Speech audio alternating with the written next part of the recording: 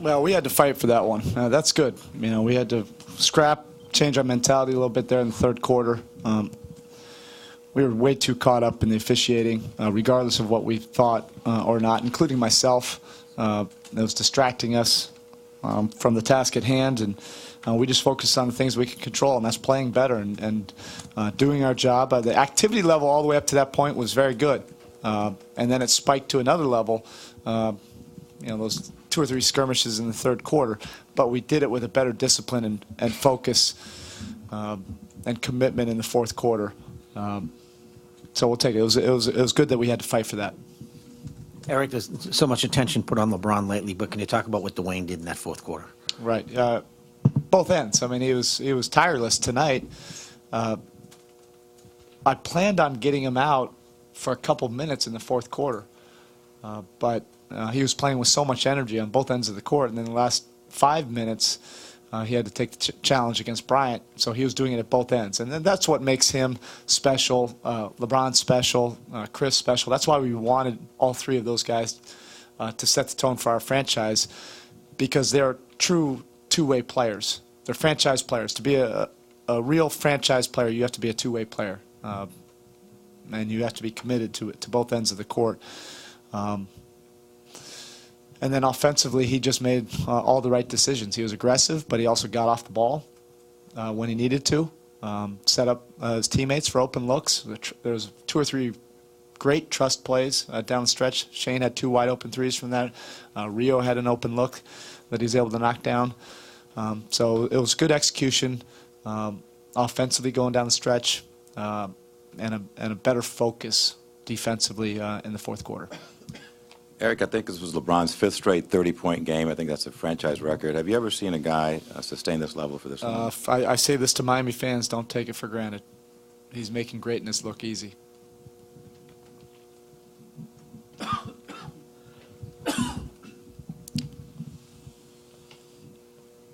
Erik, in that Charlotte Bobcats game, there was, LeBron that was attacking the paint relentlessly, but all these shots that he's taking now, they're not necessarily in the paint at the rim. That's coming on a lot of jumpers. A lot of people think that that's, LeBron isn't that great of a jump shooter, but what does it speak to his game that he's able to hit these shots right now? Well, one, that his game has improved over the years. But secondly, because of the spacing and the trust, that there isn't a stress level on his part or any of our guys, that you have to make the shot, because they feel more confident now than ever in the offense that if you don't have it, the next guy will be able to make the play.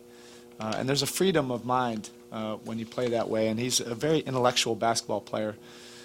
So he feels that. Also, the perimeter shots that he's taking come well within the context of good offense. He's taking wide open looks, and usually as the result of kickouts, one extra pass, good ball movement, triggers, whatever it may be. That's different than the walk-up contested shot without forcing the defense to defend.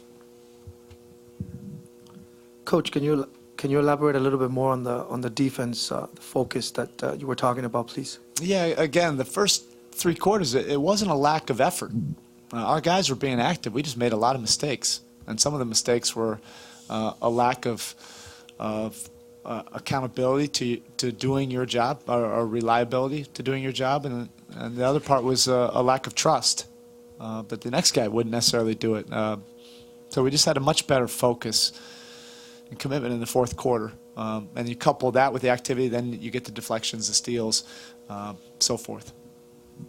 Erik, can you just take us through that play where Dwayne had the nice steal, then Norris drove it down court, and then the alley-oop? I mean, all 3 players were key in that possession. It was a big basket. Just take us through that play. Again, that's the more of the trust and doing your job, of putting pressure on the ball, of trying to deny the easy catch, the trust that once the ball goes over the top, the next guy will be there, the next layer, to deflect that, and then once it got into the open court, that's where we're at our best, and everybody knows that. But we have to dictate those opportunities. Sometimes those opportunities don't come easy.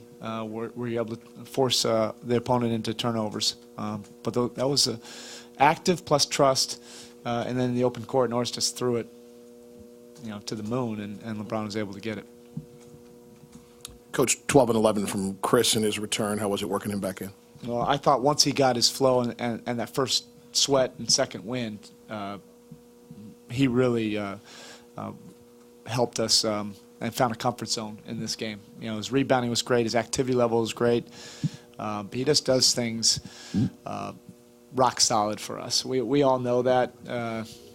You don't want to take it for granted, but every time he's out, even with the big blowout, the other night, you just realize how many little things that he does, for us to be successful. Erik, your tag team against Steve Nash, your point guard, is what Mario wasn't, Norris was. The foul trouble, Norris helped carry you through. Can you talk about the two of them sort of as one, as the tandem and what they give you when you mush them together? That's the way we're built, and I know everybody wants, earlier in the year, everybody wanted, to define each guy specifically. What we want is 48 minutes of rock-solid point guard basketball. We probably, in the tenure of this team, we've probably played more point guard oriented basketball than we have in the past. So it's critical that those guys give us positive minutes. They root for each other. They're learning how they can be effective in a hybrid point guard position for us. The start of it for us is to really set the tone for us defensively. They both have been very good. Allowing our backline defense to be even more aggressive. But then offensively, they're both coming into their own in terms of organizing us, but yet still being aggressive when their opportunities show themselves.